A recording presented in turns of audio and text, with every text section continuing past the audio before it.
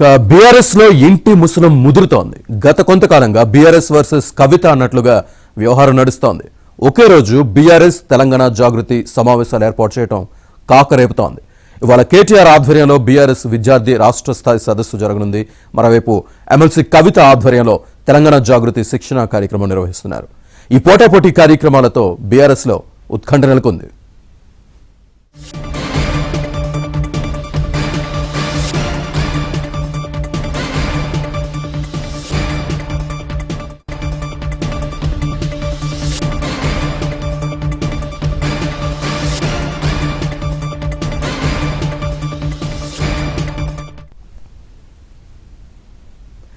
BRS లో ఇంటి ముసలం ముదురుతోంది. గత కొంతకాలంగా బీఆర్ఎస్ వర్సెస్ కవిత అన్నట్లుగా వ్యవహారం నడుస్తోంది.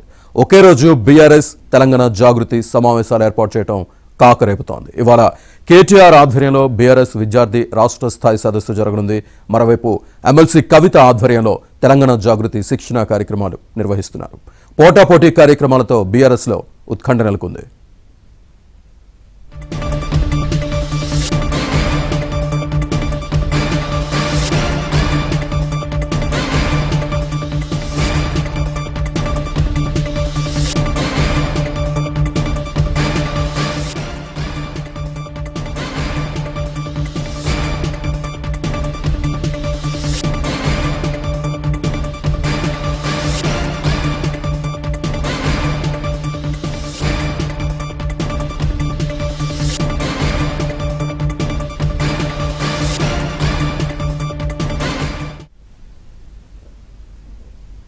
ఇక ఈ అన్నా చెల్లెళ్ళ పోటాపోటీ కార్యక్రమాలకు సంబంధించి పూర్తి సమాచారాన్ని అందించడానికి మా కరెస్పాండెంట్ నరేష్ లైవ్లో సిద్ధంగా ఉన్నారు. నరేష్, ఈ జాగృతి బీఆర్ఎస్ ఈ పోటాపోటీ కార్యక్రమాలని ఏ విధంగా చూడాలి? దానికి ప్రధాన ప్రతిపక్షం బీఆర్ఎస్ పార్టీలో ఇంటి పోరు కొనసాగుతూనే ఉంది. చాలా కాలంగా మే నెల నుంచి కూడా గత 2 నెలల కాలంగా కవిత వర్సెస్ బీఆర్ఎస్ అన్నట్టుగా బీఆర్ఎస్ పార్టీలో వ్యవహారం నడుస్తుంది. ఇందులో భాగంగానే ఈరోజు ఒక కీలకమైన ఏదైతే బీఆర్ఎస్ పార్టీకి సంబంధించిన వరకు ఈరోజు ఒక కీలకమైన సమావేశాలు జరగబోతున్నాయి. ఒకే పార్టీలో ఉంటూ అంటే కవిత తాను బీఆర్ఎస్లో ఉన్నాను అంటూనే సొంత కుంపటి ఏదైతే సొంత జాగృతి సంస్థని బలోపేతం చేసుకునే దిశగా అడుగులు వేస్తున్నారు. ఇదే ఇక్కడ చర్చకు దారితీస్తుంది. ఈరోజు బీఆర్ఎస్ పార్టీకి సంబంధించిన విద్యార్థి విభాగానికి ఒక రాష్ట్ర స్థాయి సమావేశాన్ని బీఆర్ఎస్ పార్టీ ఏర్పాటు చేసింది ఉప్పల్లో. ఇదే రోజు జాగృతి కవిత ఆధ్వర్యంలో నడుస్తున్న జాగృతి కూడా ఒక శిక్షణ అంటే లీడర్ పేరుతో శిక్షణ కార్యక్రమాలకు శ్రీకారం చుట్టింది.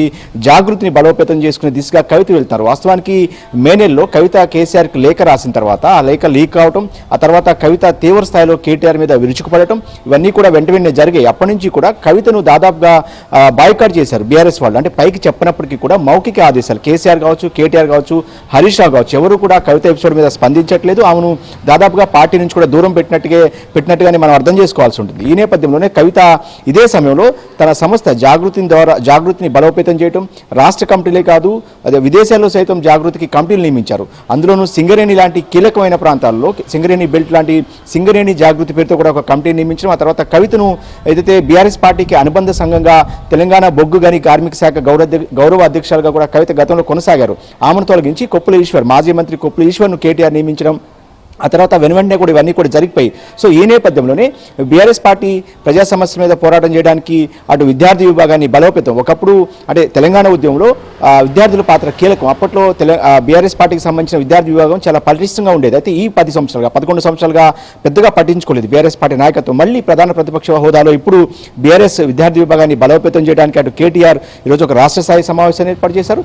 ఈ రోజే కవిత కూడా లీడర్ పేరుతో జాగృతికి సంబంధించిన యువకులు ఎవరైతే ఉంటారో విద్యార్థులు ఉంటారో వాళ్ళందరికీ కూడా శిక్షణా కార్యక్రమాన్ని కూడా కొంపల్లిలో ఏర్పాటు చేశారు. అంటే ఒకే రోజు ఒకే పార్టీకి సంబంధించి అనుబంధంగా ఉన్న జాగృతి సంస్థ ఈ రోజు కార్యక్రమాన్ని ఏర్పాటు చేయడం బీఆర్ఎస్ పార్టీలో తీవ్ర చర్చకు దారితీస్తుంది. అసలు కవిత ఎపిసోడ్కు బీఆర్ఎస్ పార్టీలో ఎప్పుడు ఫుల్ స్టాప్ పడుతుంది అనేది కూడా అర్థం కాని అంశంగా ఉంది. వాస్తవానికి కవితను పార్టీ దూరం పెట్టినప్పటికీ కూడా ఎక్కడ కూడా కవిత కార్యక్రమాలు గతంలో కవిత నిర్వహించే కార్యక్రమాలకు బీఆర్ఎస్ పార్టీ నాయకులు కావచ్చు, బీఆర్ఎస్ పార్టీ క్యాడర్ కావచ్చు పెద్ద ఎత్తున పాల్గొనేవాళ్ళు. అయితే ఈ 2 నెలల కాలంలో మే నెల నుంచి మాత్రం ఏదైతే ఏప్రిల్ 27న వరంగల్లో బీఆర్ఎస్ పార్టీ సిల్వర్ జూబ్లీ సభ జరిగిన తర్వాత పూర్తిగా కవితను నాయకులు కావచ్చు, క్యాడర్ కావచ్చు దూరం పెట్టారు.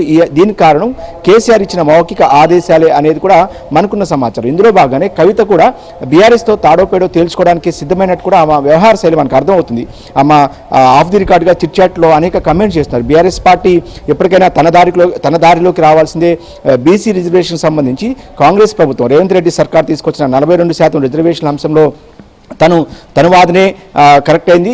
బీఆర్ఎస్ పార్టీ కూడా లైన్ మార్చుకుని తన లైన్లోకి రావాలంటూ కూడా గతంలో ఆమె చేసిన కామెంట్స్ కావచ్చు. అంతకుముందు బీఆర్ఎస్ పార్టీని బీజేపీలో విలీనం చేయడానికి తీవ్ర ప్రయత్నాలు జరుగుతున్నాయి. ఆ ప్రయత్నాలను తను అడ్డుకుంటున్నాను, అందుకే తనను బీఆర్ఎస్ పార్టీ నుంచి బయట పంపించే ప్రయత్నం జరుగుతుందని కూడా కవిత వ్యాఖ్యానించడం కావచ్చు. ఇవన్నీ కూడా బీఆర్ఎస్ పార్టీలో తీవ్ర ఉత్కంఠను రేపుతున్నాయి. ఈ రోజు సమావేశంలో కవిత ఏం మాట్లాడబోతున్నారని కూడా కొంత రాజకీయంగా చర్చ ఉంది. ఏదేమైనప్పటికీ కూడా అటు బీఆర్ఎస్ పార్టీ సమావేశాన్ని, విద్యార్థి సమావేశాన్ని ఏర్పాటు చేసుకున్న రోజే కవిత కూడా తన యువకులకు శిక్షణ కార్యక్రమాన్ని ఏర్పాటు చేయడం ఇప్పుడు తెలంగాణ రాజకీయాలతో పాటు బీఆర్ఎస్ పార్టీలో చాలా తీవ్ర చర్చకు దారితీస్తుంది. రైట్.